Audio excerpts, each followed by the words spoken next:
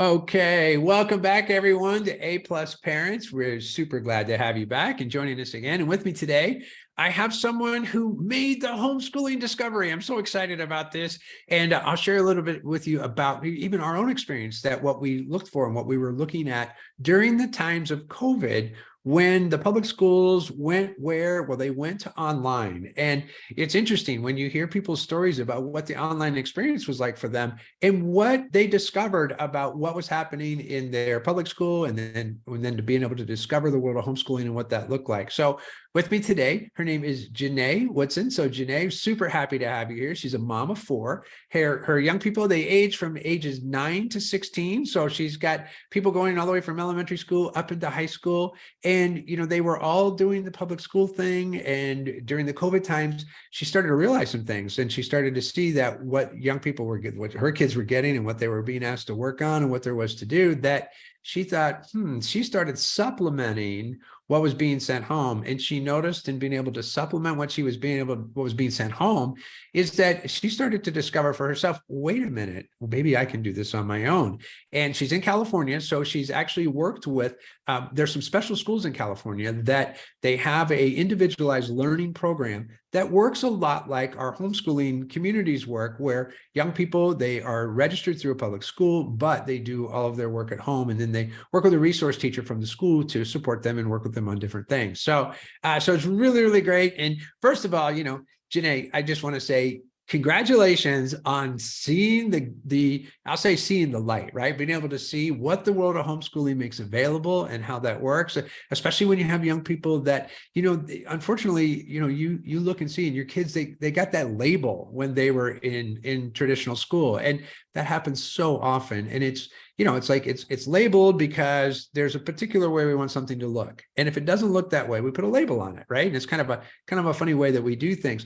But the truth is that all of our young people, they all learn, and they all learn at different times. They all learn at different levels, and they're gifted in their talentedness. It kind of, for me, it always looks like that big pendulum. So it's like, everywhere they see something super, super gifted, there might be something they need to work on, or something where they see that there's something they need to work on. That's because they're super gifted in another area. And I'm sure you see that with your own at home as well. So first of all, welcome to the podcast. Welcome to A Plus Parents. And thank you for being here. Thank you for inviting me. It's really great to be here. I'm glad to meet you and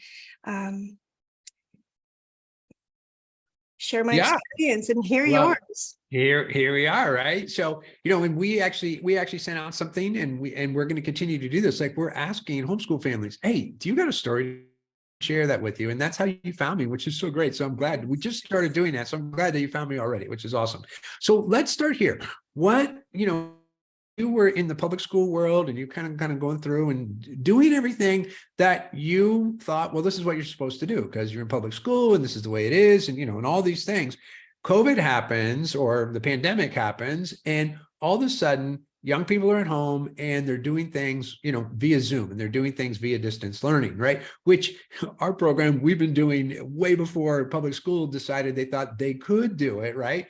It's just interesting to see how they did it and how we do it, and it's very different. We're still doing it and they're not. So maybe that says something about, how well or how effective it was for them. But, when you were in that, and you were still part of the public school, and you started doing the distance learning, right? But there was this moment that you made a decision that this isn't working. So what actually led you to homeschooling, so that you started with a charter school in California that allowed you to do the at-home, individualized, personalized learning, and then beyond that, because now you do it without the charter school. So just tell us about your story about how that happened for you. So when distant learning kicked in, and the whole world locked down, it was chaotic at best.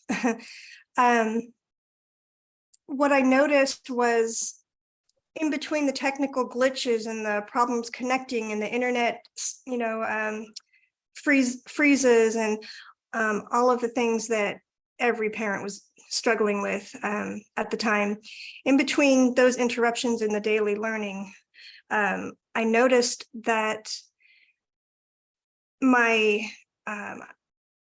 one of my kids, who's in a special education program, he has autism, he has other developmental delays, and at the time he had multiple labels, as you can imagine. So I noticed that he wasn't learning on distant learning at all.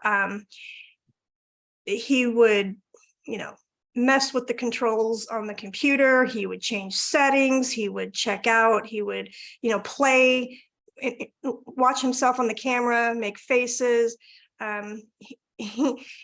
You were talking about how special learners, they are smart in some, they're smarter in some ways than others. And he is no exception that way. He would get to the point where he would mess with the teachers.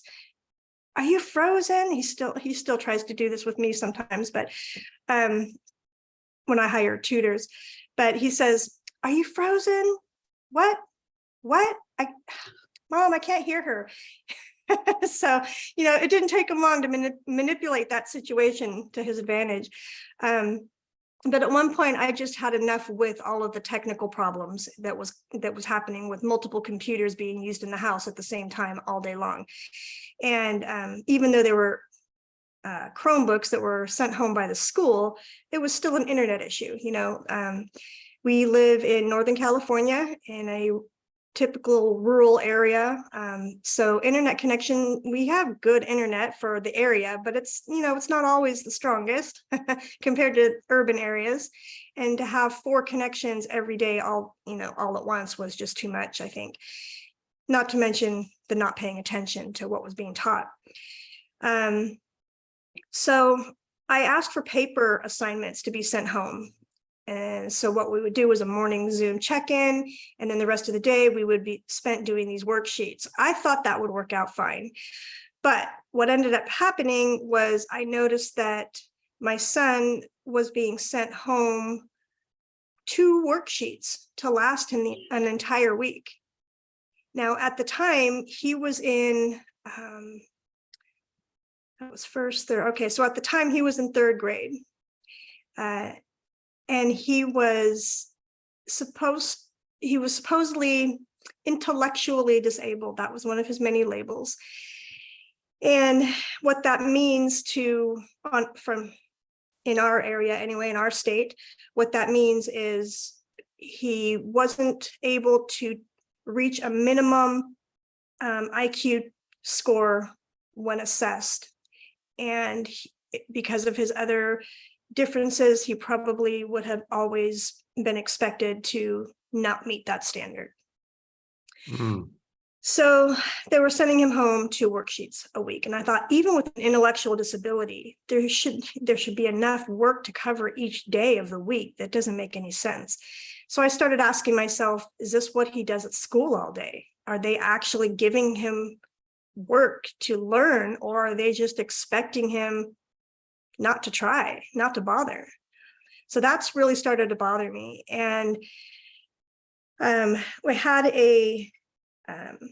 had just a defining moment where I just thought, you know what, I can do better than this.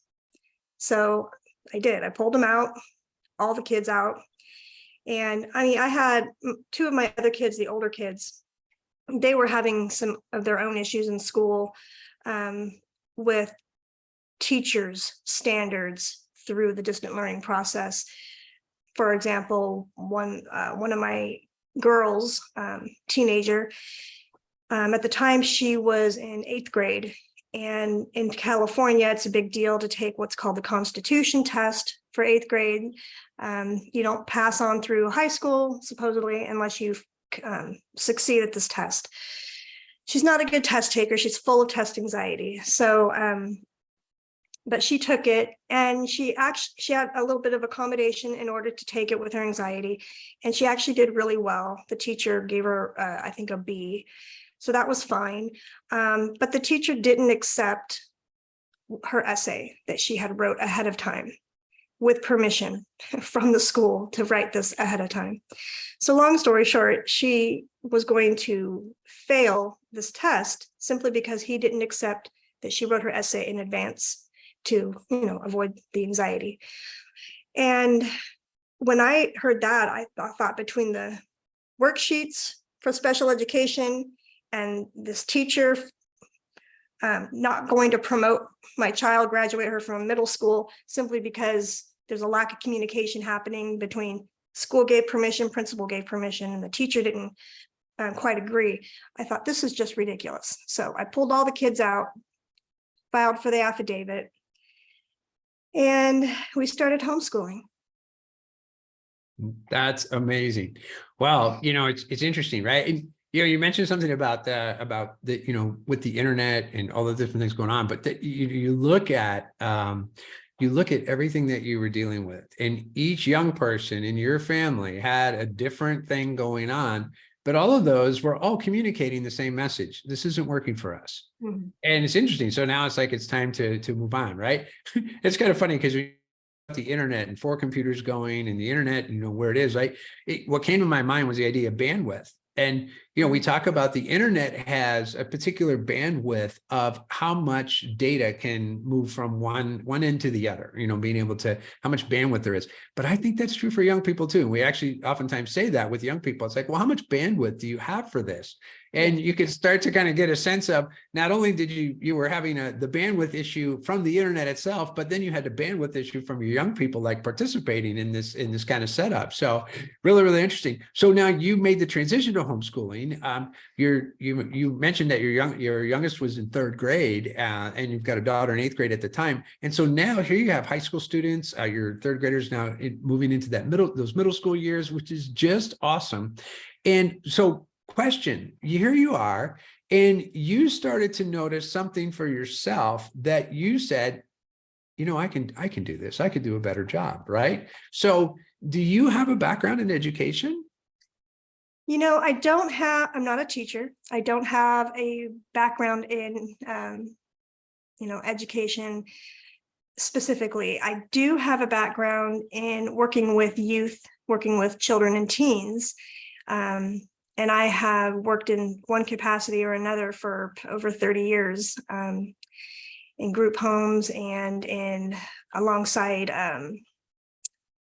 early education programs, assisting. And 19 of those years have been spent working in special education environments for other people's children. Right. Great Assisting. training, right? Yeah, exactly. So that's kind of ironic there. Yeah. Well, and I often say, and we have so many homeschool families that we get a chance to interact with and work with, and, homeschoolers and their backgrounds. And here's what's great. There's something that I notice about all of our homeschool families. They have something in common, and that is they love their kids. They love their kids, and you've been teaching them. You've been teaching them since they were little. I had a guest on one time, and she told me something. I'll never forget this. She said, she goes, why is it that we think, or the state thinks, or whoever has said about, public schooling, right, that we're the best qualified to work with our children until they're 5 years old? And we're teaching them everything. They learn how to talk, they learn how to eat, they can, maybe they can tie their shoes, they're beginning to get their letters, and they can read. And there's all these different things. They're learning how to communicate, they're learning their social skills. They're getting all these things. But as soon as they turn 5, oh, no. Now mom doesn't know best. Now let's go ahead and send them to school. Let's let some professionals work with them, right? But I just, sometimes I question that. Why? Because you've already been doing this amazing job with them since they were born. Why wouldn't you keep going, right? So it's kind of funny, because oftentimes people say, well, I have a background in education.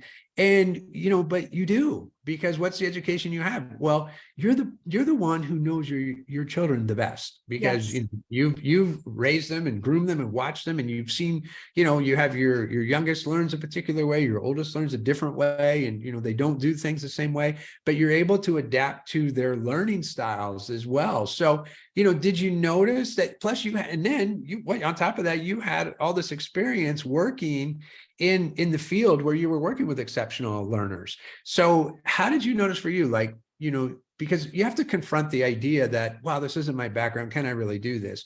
But once you confronted it, what was it like to take on something new like that, even though it wasn't, per se your background? Mm-hmm. Well, a little bit of background. I have been exposed to a lot of homeschool families over the years in our community. And I always admired what seemed like their kids' ability to always be on top of life They always seem to be thriving in ways that students in school didn't seem to be able to do. I always wondered why that was. And I was on the outside looking in, their kids always seem to know more, not just trivia things, but like know more of how to handle themselves, how to skill sets and things that weren't being taught in school. So on the outside looking in at the time, I thought, well, maybe it's because, they follow a different curriculum. But when I got to be that parent who was doing the homeschooling, I realized it's not about any curriculum. It's really just about the time that you have, the freedom that you have, the flexibility that you have. And that's gold. That's everything. Yeah, it's so great. Let's see, time, freedom, flexibility. Yeah, those are kind of cool things to have, Yeah. right? And you get to spend time with your kids, right? You get to Yes. practice, and it's like I say, you get to practice being a family, and I think a lot of times we don't get to practice being a family if we're not around each other all day long. That's But right. when we're around each other all day, we get a chance to practice that. So that's awesome. I think the other thing too is that oftentimes young people, they go to school, a teacher sees something, or there's some behavior they see and they say, oh, we need to test you. And they do some kind of a test, and then the test validates what the teacher saw, right? So it's kind of a funny thing, the way sometimes those things work. Oftentimes the testing is really, really, really amazing. And it pinpoints and it is able to identify things where you can get to work and you can actually look and see how can you make a difference. But there are the times where the tests come back and they put those labels, and like you were mentioning the labels before, right? And those labels, they stay with you, especially if you're in a public school and you have an IEP. The IEP is going to continue to go on, that individualized exceptional plan for students, right? I'm pretty sure that's still what IEP stands for, right? But it's been a while since I've been around those things. But as they're going on and they're moving on, right? I think one of the things that you probably discovering for yourself too in homeschooling is that the labels get taken away. And now young people just to get to be themselves, and they get to discover for themselves their own talents, what is important to them, the things that make a difference for them. And they get to start to discover what are they interested in and who they can be without the idea of a label that's been put on them to tell them what they can and can't do. They actually have taken all of those things off, and they can look to see, what's important to them and how that looks. But have you noticed that as well? Like, take the labels away and what becomes possible without labeling somebody in the process. Absolutely. Yeah. Now, I can understand. I remember where the kids came from, and I see where they're at now. And I can understand a label, it gives access to resources, or at least that's how it's supposed to work, right? So sometimes, at least in rural communities, I don't know about urban, but if the label doesn't exist, the diagnosis doesn't exist. You're right. Yeah. It's a two-way street there. So I can see the purpose of a label in some ways, but for academics, I think there's just entirely too many of them. Right. Yeah. I think so as well. And again, there's times that they're totally appropriate and worthwhile, and they make a difference. Right. And then sometimes though, it's, like anything else, it's like, something can get overused, and with the overuse, then, it can create some great, I'll just use the word mischief, right? Because we actually then can get in and start looking at, well, what if we didn't have that label? What might be possible for somebody? Telling somebody they can't do something, they hear that they can't do it, they just start to believe it, right? As opposed to we tell them what they can do, or we ask them what they want to do, right? And they can go from there. So it's been awesome. Well, Genee, this has been great. It's been so great to get to meet you and hear your story and hear all the things that you're up to. And I know that you're even doing some tutoring with other young people that are kind of going through the same process and what that looks like. And we'll have your links up there so people can come back and find out if they want to get in touch with you. They can do that and find out more about what you're up to. And it's awesome. So I really acknowledge you for being able to see for yourself what was going to make a difference for your family, and for you, what made a difference was homeschooling. And one of the things that we always looked at when the pandemic started was people said, "Oh my goodness, I bet you're so excited about this in your business and what you're going to do." And I said, actually, no. I said, I wasn't interested in finding people that were in the pandemic situation where their young people were at home and they were going to come use our programs. I didn't look for that. What I was looking for were people like you who were discovering what homeschooling is and how homeschooling can make a difference. Now, that was the kind of new person and new family I wanted to meet, not somebody that was like stuck at home and was just kind of just trying to wait it out to see what was going to happen. I was actually looking for the kinds of families just like you and just like your story that you actually started to look at, well, how could homeschooling make a difference, and discover, really, like you said, it was like until you got to see for yourself, being a homeschooling mom, now you can see what it is that has your kids like start to stand out and start to blossom and grow. So just really, really great. So really just acknowledge you for, having the courage to do that, first of all. And then secondly, like then discovering the joy that there is in homeschooling. So really, really great. So Genee, thank you for making your day work, making your schedule work to be here. We've enjoyed having you here, and we look forward to hearing more about your family and how things are going. Thanks again for being here. Thank you again for the invitation. It's greatly appreciated. And I appreciate so much what you're doing. I know you're on the opposite end of the world. This week, yeah. This week, yeah. But you're still, you're making a difference still right here in Northern California. Absolutely. So really, really great. Well, everybody, thanks for tuning in to A+ Parents, and we'll see you next time. Bye, everyone. Bye-bye.